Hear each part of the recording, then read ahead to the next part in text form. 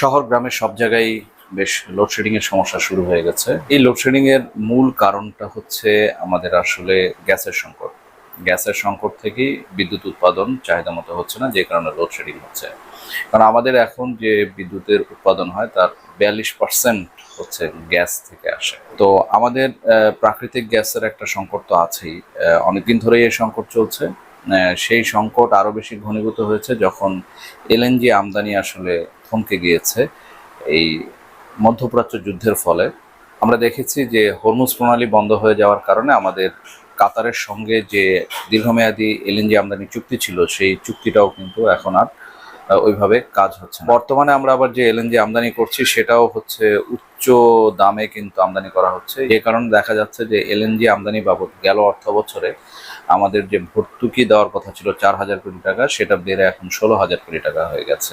যে এই এলএনজি ঠিকমতো আমদানি না হওয়ার কারণে, এবং এই গেল মাসে যে আমাদের দুটি এলএনজি টার্মিনাল আছে মহেশখালীতে, এর একটি যেটা যুক্তরাষ্ট্রের এক্সিলারেট কোম্পানি পরিচালনা করে সেটা নষ্ট হয়ে যাওয়ার কারণে আমাদের একটা বড় সংকটের ভিতরে পড়তে হয়েছে।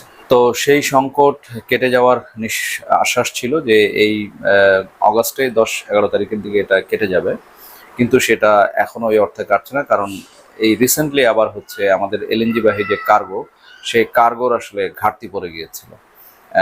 সময় মতো আমাদের এলএনজি বাহী কার্গো আসেনি, যদিও সেটা শনিবার রাত থেকে আবার এসেছে এবং পূর্ণমাত্রায় এক্সিলারেট এলএনজি টার্মিনাল থেকে আমাদের গ্যাস সরবরাহ শুরু হয়েছে।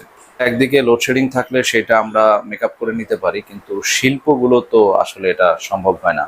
একদিকে লোডশেডিং, অন্যদিকে হচ্ছে তাদের গ্যাসের সংকট। কারণ শিল্পগুলো তাদের কাঁচামাল প্রক্রিয়াজাত করে পণ্য উৎপাদনের ক্ষেত্রে তাদের বিভিন্ন পর্যায়ে গ্যাসের প্রয়োজন পড়ে। তো অনেক আগে থেকেই তারা গ্যাস সঠিকভাবে পাচ্ছেন না, এটা বলে আসছেন। এখন সম্প্রতি তাদের এই সংকটটা আরো বেশি বেড়ে গেছে এবং অনেক কারখানা বন্ধ আছে, এবং 300 কারখানার মতো ইতিমধ্যে নাকি বন্ধ হয়ে গেছে। এর বাইরে বহু কারখানা আছে যারা তাদের সক্ষমতা অনুযায়ী উৎপাদন করতে পারছে না। তো এই যদি পরিস্থিতি হয় তাহলে তারা কোথায় যাবেন? আমাদের গেল অর্থ বছরে 25-26 অর্থ বছরে আমাদের কিন্তু রপ্তানি আগের অর্থ বছরের তুলনায় প্রায় 100% মতো কমে গেছে। জুলাই মাসেও গত বছরের জুলাইয়ের তুলনায় আসলে রপ্তানি কমেছে। তো এই পরিস্থিতিতে যদি গ্যাস সংকট আরো বেশি বাড়ে তাহলে আমাদের রপ্তানির পরিস্থিতি কোথায় দাঁড়াবে এটা সহসাই আমরা বুঝতে পারতেছি। ব্যবসায়ীরা তাদের সংবাদ সম্মেলনে যে দাবিটা জানিয়েছেন যে পাবলিক বাস ছাড়া অন্যান্য যে সমস্ত ট্রান্সপোর্টেশন আছে, ব্যক্তিগত ট্রান্সপোর্টেশন, সেখানে আসলে এই গ্যাসের ব্যবহার বন্ধ করে দিতে হবে। দ্বিতীয় তাদের যে দাবিটা সেটা হচ্ছে যে অবৈধ লাইন হতে পারে, কিংবা যে সরবরাহ লাইন আছে সেই সরবরাহ লাইনের ত্রুটির কারণে এই গ্যাসগুলো অপচয় হচ্ছে। এরকম নানাবিধ কারণ আছে। তো এইটা আসলে আন্তর্জাতিক পর্যায়ে এই ধরনের ত্রুটি বিচ্যুতি বা এই সিস্টেমগুলো সাধারণত 2% বা তার কিছু বেশি থাকে। কিন্তু বাংলাদেশে একদিকে গ্যাস নেই, অন্যদিকে যদি প্রায় 8-10% সিস্টেম লস হয়, এটা আসলে খুবই দুঃখজনক। তো এটা থেকে আসলে আমাদেরকে বের হয়ে যাওয়ার জন্য, এখন যেহেতু গ্যাসের সংকট আছে, তো সেই সংকটকে মাথায় রেখে আমার মনে হয় যে এই সিস্টেম লস কমানোর যে জোর দেয়া, সেটা আসলে এখন দেওয়ার সময় চলে এসছে। ব্যবসায়ীদের আরেকটি দাবি ছিল, যেটা হচ্ছে যে জুন-জুলাই মাসে যে তাদের গ্যাসের বিল আসছে, এই গ্যাসের বিলগুলো যেন হচ্ছে আগামীতে কিস্তিতে পরিশোধ করার সুযোগ দেওয়া হয়। যেহেতু তাদের উৎপাদন বন্ধ আছে, তারা ইনকাম করতে পারছেন না। তো এখন হঠাৎ করে এই গ্যাসের বিল দিতে না পারার কারণে যদি আবার গ্যাস সংযোগ বন্ধ হয়ে যায়, তাহলে আবার তারা আরেক ধরনের সমস্যার ভিতরে পড়ে যাবেন।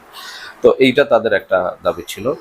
এবং চতুর্থ আরেকটা দাবি হচ্ছে যে এই যে এই সংকটের ফলে অনেক কারখানা কিন্তু তাদের সময় মতো ঋণের কিস্তি ব্যাংকে পরিশোধ করতে পারবেন না। এর ফলে কি হবে, তারা কিন্তু আবার খেলাপিতে পড়ে যাবে। তো এই খেলাপি সমস্যা যাতে না হয়, বা তাদেরকে যে খেলাপি ঘোষণা না করা হয় বা খেলাপির তালিকায় না দেওয়া হয়, সেই অনুরোধ তারা জানিয়েছেন বাংলাদেশ ব্যাংকের কাছে। তবে এখানে একটি হতাশার খবর, যেটা হলো যে সহসাই যে এই গ্যাস সংকটের সমাধান হবে তা কিন্তু না। কারণ ইতিমধ্যেই হচ্ছে আমাদের মাননীয় অর্থমন্ত্রী বলে দিয়েছেন যে এই সংকট কাটতে আরো 2 বছর লেগে যাবে। তো এর ভিতরে মানে অন্তর্বর্তীকালীন সময় বা এই মধ্যবর্তী সময়ে কিভাবে সংকটটা সমাধান করা যায়, সেইটার একটা ভালো সলিউশন আমাদেরকে বের করতে হবে। সেখানে একটা বড় সলিউশন যেটা ব্যবসায়ীরা বলেছেন, যে সিস্টেম লসটাকে কমিয়ে আনা। মানে এনিহাও যেভাবে হোক আমাদেরকে এই সিস্টেম লস কমানোর দিকে নজর দিতে হবে। তো এতক্ষণ ধৈর্য ধরে আমার কথাগুলো শোনার জন্য আপনাদের অসংখ্য ধন্যবাদ। যদি আমার কথাগুলো ভালো লেগে থাকে তাহলে আমার চ্যানেলটি সাবস্ক্রাইব করার অনুরোধ থাকছে।